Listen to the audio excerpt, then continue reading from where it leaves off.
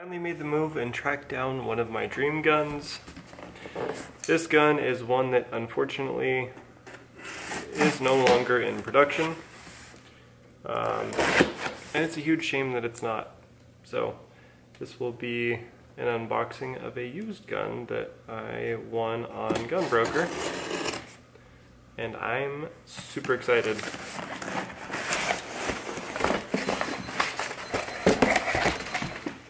Seems to be an industry thing where people zip tie the guns that they send you. I do the same thing, and I started doing it before I even received my first gun as an FFL in the mail.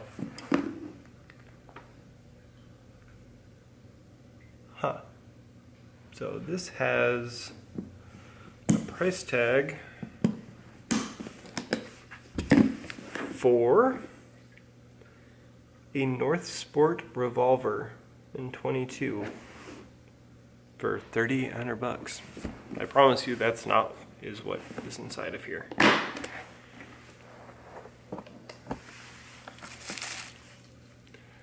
Alright, magazine number 1 in amazing shape, which is awesome because these mags are like $200 a piece.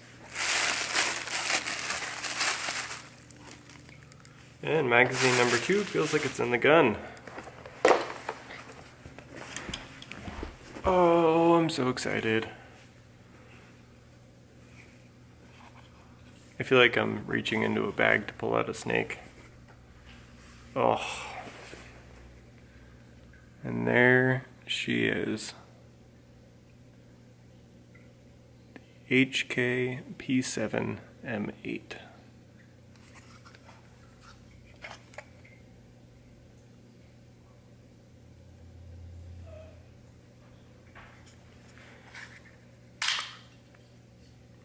So the difference on the M8 versus the non-M8, I suppose, is here is our magazine release here as opposed to a heel release. We also get on the underside of the trigger guard a plastic or polymer heat shield because there is a gas port that runs down here. This is kind of like a gas delayed blowback gun, but all of the gas system stuff is on the underside of the frame. And on the earlier generations of these, it would get ridiculously hot, and after, you know, doing a few mag dumps, if your finger touched this, it would burn you. And another thing too is they actually made the trigger polymer, which I'm not that big of a fan of. I don't really like polymer triggers because they feel flexy to me. But they made the trigger polymer because the trigger would also get extremely hot. So because this is a used gun, I say used lately because it's never been fired, I am going to safety check it.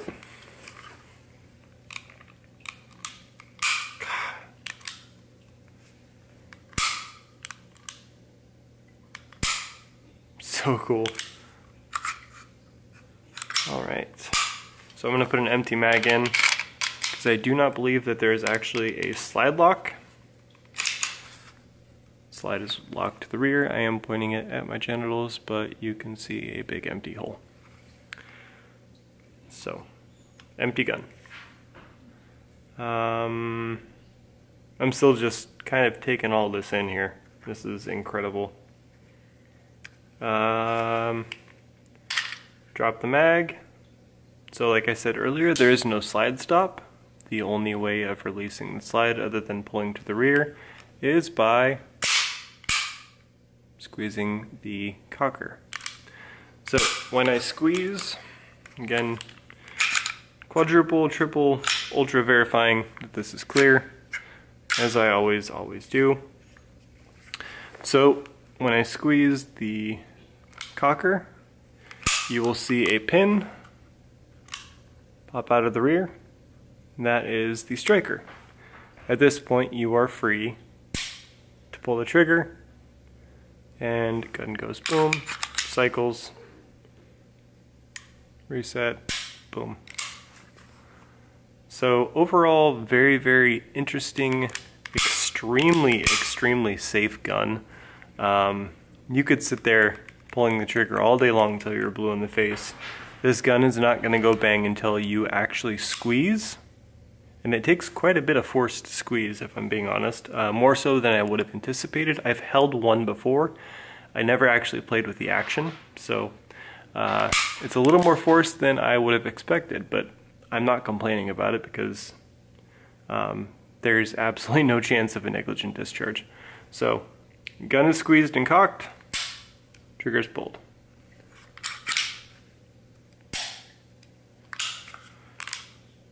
And let's check reset.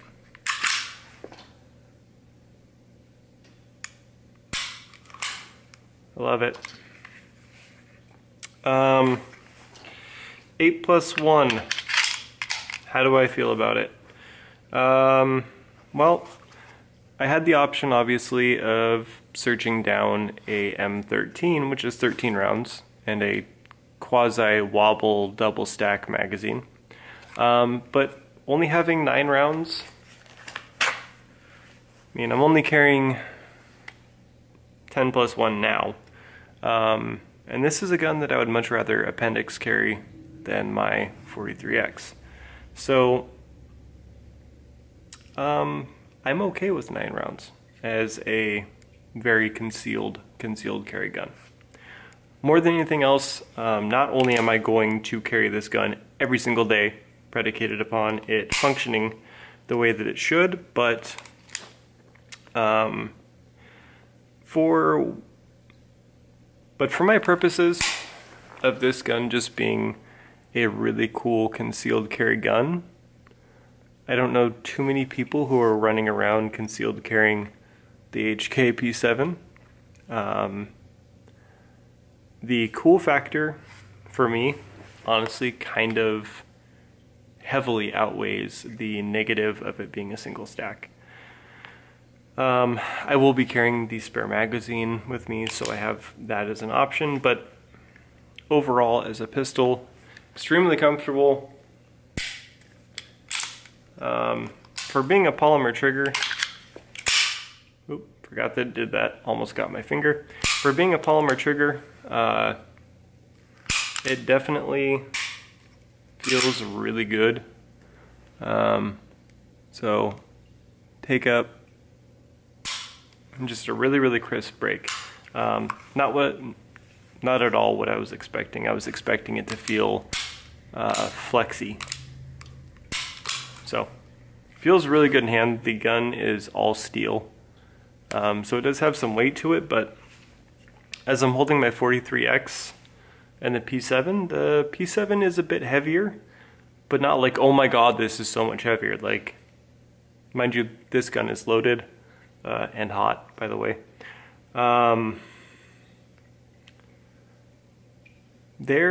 It's heavier, but it's not drastically heavier. And I don't think 9 rounds of ammo is going to make it that much different. So, overall, I'm okay with the weight. Weight isn't something that I mind. You know, it's like, there's the guys out there who will harp on the philosophy of something has to be lightweight, otherwise it will fatigue you. And while that may be true, it's only true for a certain amount of time. If you go to the gym and I tell you to half curl a 20-pound barbell, you're only going to be able to do it for X amount of time.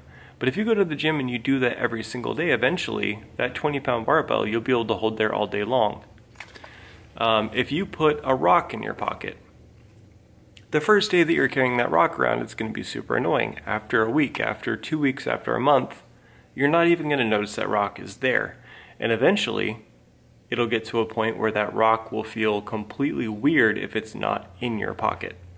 So when you develop a part of a carry system, such as the P7 or a heavier gun, 1911, what have you, don't ever let anyone tell you that you're stupid because you're carrying a heavier gun. It's just something that you personally have to overall get used to. And that's that. I don't care how heavy it is if you got accustomed to it.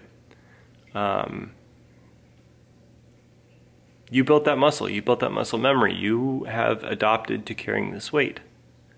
Eventually it won't feel like you're carrying anything at all, and eventually it'll feel weird when you're not carrying it. So field stripping. By the way, Ambi mag release. And then obviously this side goes down as well. It's very VP9, very every other HK-esque, that European magazine release style, which I don't mind. It's quick enough to do. I mean, if I'm reaching here with my thumb, I can reach there and down with my thumb. I was looking in the viewfinder, otherwise that would have been a little bit quicker. So again, if I'm reaching here with my thumb to push a button, reaching there, not a big deal. Not an issue to me. So again, slide lock is your cocking mechanism. I don't know what else to call it. So magazine comes out, and to drop the slide, you simply just squeeze. So running through, boom, boom, boom, boom, boom. Last round is fired. This mag is depleted. You put a new mag in, pretend that I did. New mag goes in, squeeze, commence shooting. Really, really cool design. This is something that I wish HK would bring back. Though, another point to that too is this is more valuable just simply for the fact that they don't exist anymore. They're not being made. Which is kind of a bummer because it makes them super expensive, but it also adds kind of a cool factor to it because it has that exclusivity of who else has a P7, you know? So anyways, back to my... So anyways, Takedown. I initially, when I first saw these, was thinking that this was the mag release. I didn't think anything too negatively of that, believe it or not. You know, if it was the mag release, boom. You know, I'm actuating it right now. Boom, not a big deal. Heel release is the only one I don't really like because you kind of have to take your focus off of the gun. You have to release your grip to be able to get the mag out. It's just weird. So anyways, Takedown, I'm doing this kind of backwards. I'm on a crane tripod now. So again, this is the first time I've done this, don't judge too much. So this button gets pressed in, slide goes to the rear, lifts up. It reminds me a lot of a Walther PP or PPS. Here we have our Recoil Spring, a fixed barrel. I'm coming to love fixed barrel guns. I don't know why. Something about them, they feel like they shoot flatter. They feel like they are less sloppy in their lockup. Could just be me. So all this button does, it's just a detent that moves out of the way. Clean on the inside, this would be your detail strip. And then let me see if I can shine in here for you guys so you can see the gas port. So there is a hole in the bottom of the barrel that feeds into a gas port for that delayed blowback. Military Arms Channel did a really good review on this gun, but he didn't show that right there, that gas port, that hole in the back. So the barrel feeds gas into that gas port for the delayed blowback. And then this on the slide is your gas piston. This isn't a spring. These are gas rings, just like you would see on an AR bolt, for example. Do we have a drop safety? Actually, yes we do. Which seems kind of, there's the striker block right there. Seems kind of overkill, if I'm being honest. Though, I suppose if, actually no, that's completely shrouded. You would have to have a lot of inertia while dropping this to have enough force to make that striker go forward and out of its channel and past its firing pin spring to be able to strike the back of a primer of a bullet doesn't seem too likely. But it's there and I don't notice it, so I'm okay with it. So Reassembly, Tim from Military Arms channel had a little bit of trouble with this, but when I was watching, I was kind of yelling at the screen going, oh my god, you know, like everyone does, like you guys do when you're watching my videos. So I think if I just,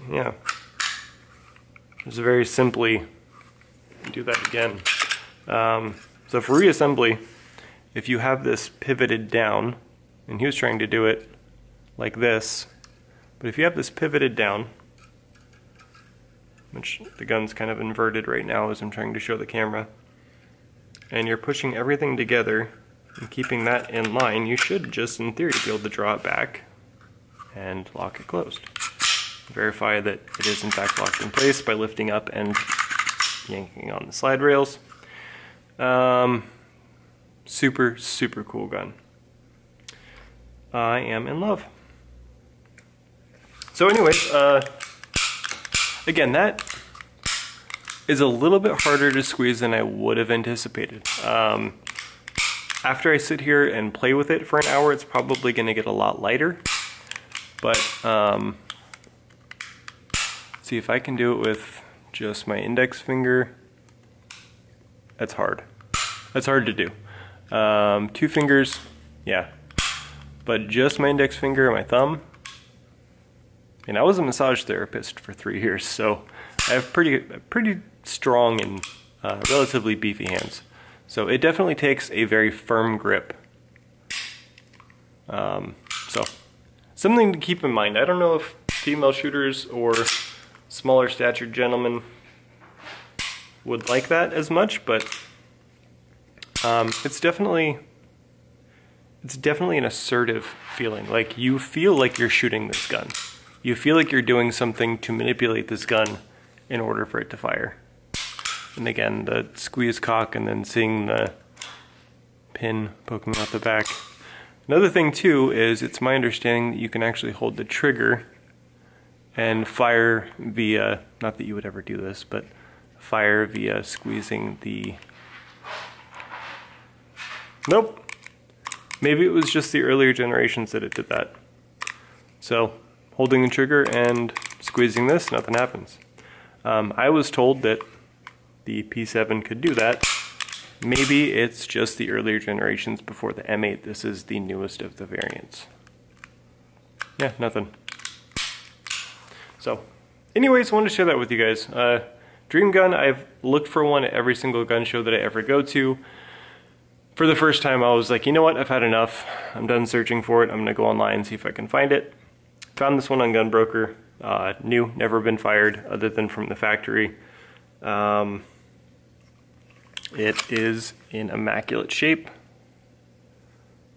It may have been carried, it may have been someone's EDC, but it definitely shows 0 signs of wear. So, I